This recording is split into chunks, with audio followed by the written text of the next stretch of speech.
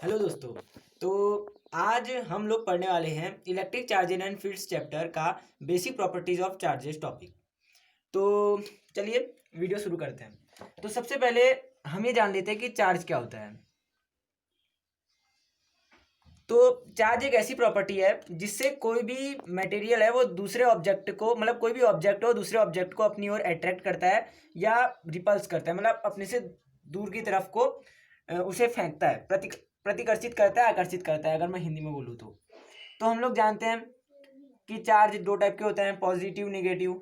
और हम ये भी जानते हैं कि पॉजिटिव पॉजिटिव चार्ज एक दूसरे को रिपल्स करते हैं, नेगेटिव नेगेटिव चार्ज भी एक दूसरे को रिपल्स करते हैं, और पॉजिटिव नेगेटिव चार्ज एक दूसरे को अट्रैक्ट करते हैं। तो अगर हम चार्ज की डिस्कवरी की बात करें तो चार्ज की सबसे पहले डिस्कवरी हुई थी 600 BC में ग्रीक साइंटिस्ट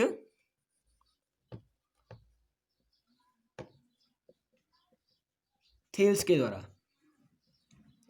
उन्होंने सबसे पहले किसी वस्तु को दूसरी वस्तु में रगड़ कर ये पाया कि उसमें एक ऐसी प्रॉपर्टी आ जाती है जिससे वो दूसरी वस्तु को अट्रैक्ट या रिपल्स करता है।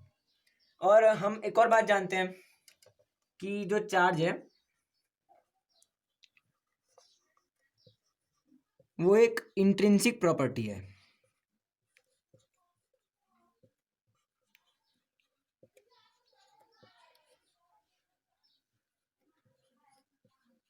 इंट्रिंसिक मतलब फंडामेंटल, कोई मूल प्रॉपर्टी, मतलब जिसके ये आप नहीं बता सकते कि वो चीज़ किससे बनी है। तो इसका मतलब कि जो चार्ज है वो एक फंडामेंटल प्रॉपर्टी है। जैसे कि मास है तो हम लिख सकते हैं लाइक मास। अब हमने देखा चार्ज और मास में ये सिमिलरिटी होती है। अब हम ये जान लेते हैं कि चार्ज और मास में क्या क्या डिफरेंस होता है। तो पहला डिफरेंस तो बहुत ही सिंपल है। चार्ज दो टाइप का होता है, पॉजिटिव नेगेटिव। मास केवल एक टाइप का होता है, पॉजिटिव।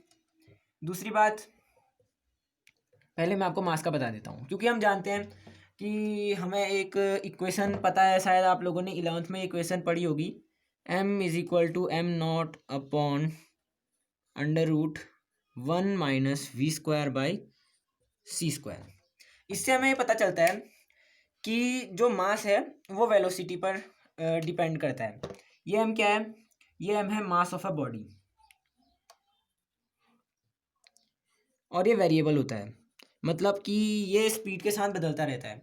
और ये m0 है, ये है मतलब इनिशियल मास, कि जब कोई वस्तु, कोई ऑब्जेक्ट जब स्थिर है, स्टैटिक है, तब उस पर m0 मास होता है। v² है उस ऑब्जेक्ट का मास, और c² है लाइट का, मतलब v² है उस ऑब्जेक्ट की स्पीड और c² है लाइट की स्पीड।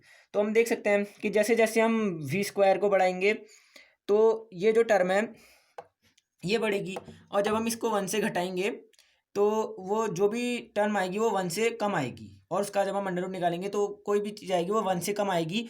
और इसका मतलब कि वो हम जब उससे m0 का मतलब उससे भाग देंगे, उससे m0 को उससे डिवाइड करेंगे, तो जो अगली प्रॉपर्टी, मतलब जो अगली हमको चीज़ प्राप्त होगी वो हमेशा m0 से ज़्यादा होगी। तो इस हिसाब से हमको पता चलता है कि जो मास है, mass is depended upon speed,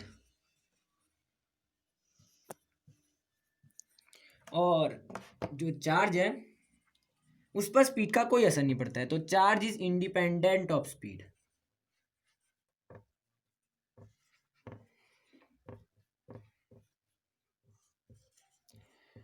तो ये तो बात हो गई कि चार्ज और मास में क्या अंतर होता है। अब मैं आपको एक चार्ज की और प्रॉपर्टी बताता हूँ।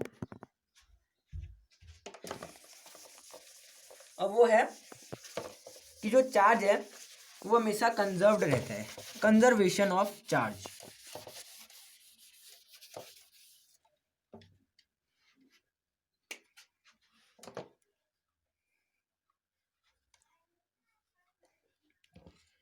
कंजर्वेशन ऑफ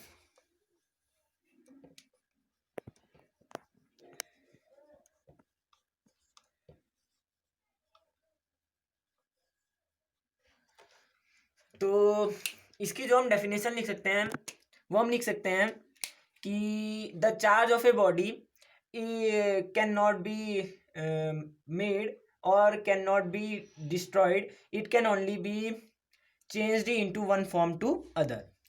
और इसकी एक दूसरी डेफिनेशन भी हो सकती है और वो ज़्यादा इम्पोर्टेंट है, तो मैं उसे लिख देता हूँ। वो है कि द टोटल चार्ज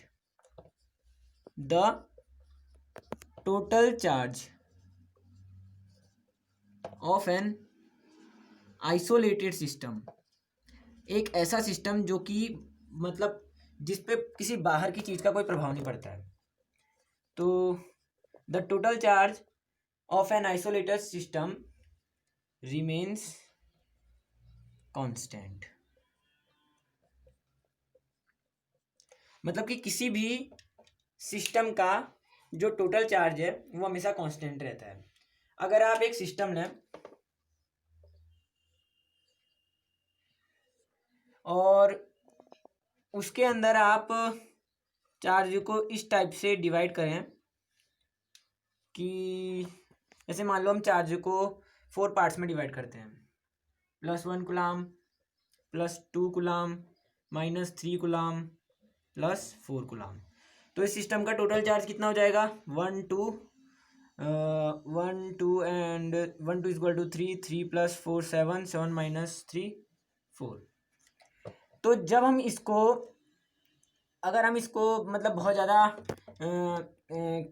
इसको हम सेक करें तो जो चार्ज है वो भले ही थोड़ा अलग टाइप से डिस्ट्रीब्यूट हो जाए, जैसे कि मान के चलो यहाँ पे +1 है, यहाँ पे +3 हो जाए, यहाँ -4 हो जाए, यहाँ -2 हो जाए। तो यहाँ कुछ ऐसा चार्ज आना चाहिए कि इसका टोटल चार्ज तब भी कितना रहे? 4 रहे, जो हमने, क्योंकि ये इस प्रॉपर्टी को साबित करता है कि the total charge of an isolated system remains constant. तो हम देख सकते हैं यहाँ कितना है? -4 -2 -6, -6 + 3 -3, और यहाँ है +4, तो 4 - -3 = 7। तो यहाँ चार्ज हो जाएगा +7 कूलाम का। तो दोस्तों आज के लिए बस इतना ही, और अब हम अगले लेक्चर में बात करेंगे क्वांटाइजेशन ऑफ चार्ज की और उसके आगे वाली चीज़ों की। तो थैंक यू आज के लिए।